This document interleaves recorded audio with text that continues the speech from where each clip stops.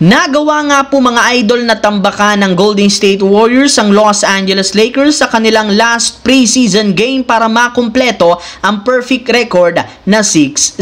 Kaya may ilang mga fans nga po ang nagsasabi na ang team nga daw na ito ang may tuturing na kampiyon sa preseason sa pagiging undefeated nila, which is magandang sinyales na magkakaroon sila ng magandang kampanya. Napatunayan na rin naman ng Warriors na kaya nga po nilang manalo ng hindi umaasa sa scoring ni Stephen Curry sa dami ng mga players na merong reliable na shooting. Kung inyo nga pong matatandaan, ganito kadumina ang Warriors noong nakakuha sila ng titulo taong 2015, 2017, 2018, 2022. Kaya sa madaling salita, meron nga talaga ngayong legit na lineup ang Golden State na maging contender muli sa Western Conference at kung sakali makakuha ng titulo matapos ang dalawang magkasunod na laglag sa regular season. Bago yan, ang video ng ito ay hatid sa inyo ng 1xBet. Suportahan at manalo sa inyong paboritong kupunan sa NBA, PBA, MPBL at iba pang sporting events.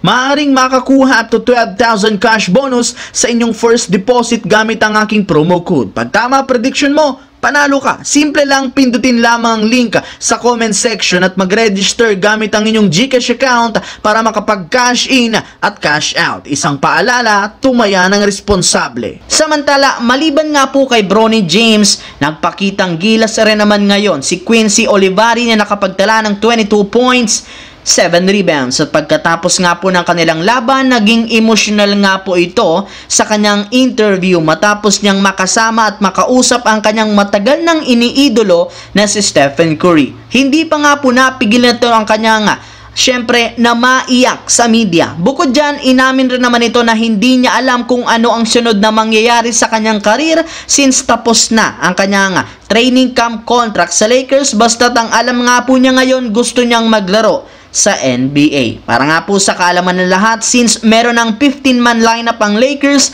na merong standard contract at 3 player na two-way, ang nag-iisang paraan na lamang para mapanatili si Olivari ay kung magtatanggal sila ng isang player. At ayon sa source, ito rin naman ang balak gawin ng Lakers na plano nga po nilang i-waive ang 7-foot center na si Christian Coloco dahil imposible nga pong payagan pa itong maglaro ng NBA. Sa ganitong paraan, magkakaroon sila ng bakanting pwesto na magagamit kay Quincy Olivari bilang kanilang bagong two-way player. Sa kabilang banda, dahil sobrang gipit ang Denver Nuggets sa cap space, bigo nga silang mapanatili ang mga championship player kagaya ni Kentavious Caldwell-Pope, Bruce Brown, Jeff Green at si Reggie Jackson na pare-parehong lumipat ng ibang kupunan. At mukhang ganito rin naman ang mangyayari sa isa pa nilang key player na si Aaron Gordon matapos maibalita ni Brian Windhorst ng ESPN na tumanggi nga po ang front office ng Denver na bigyan ito ng max contract na nagkakahalaga ng 4-year, $150 million. Pero hindi rin naman ibig sabihin nito na ayaw na nila siyang panatilihin, sadyang mas gusto nga po ng Nuggets na bagyan ito ng mas mababang kontrata na afford ng kanilang prangkisa. Kaya susubukan nga nilang makipagnegosasyon sa kampo ni Gordon. As of today, meron pa rin naman nga itong natitirang 2 taon kasama na dyan ang player option sa taong 2025-2026 na nagkakahalaga ng $22.8 million.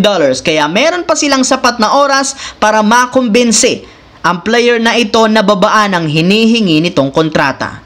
So yun lamang mga idol ang ating bagong video na ating pinag-usapan ngayon dito. Once again, this is your J-Zone TV. Huwag kalimutang mag-like, mag-subscribe, pindutin ang notification bell sa aking channel para lagi kayong maging updated sa mga videos na pinapalabas ko. Isang malaking shoutout sa lahat mga idol. Maraming salamat po.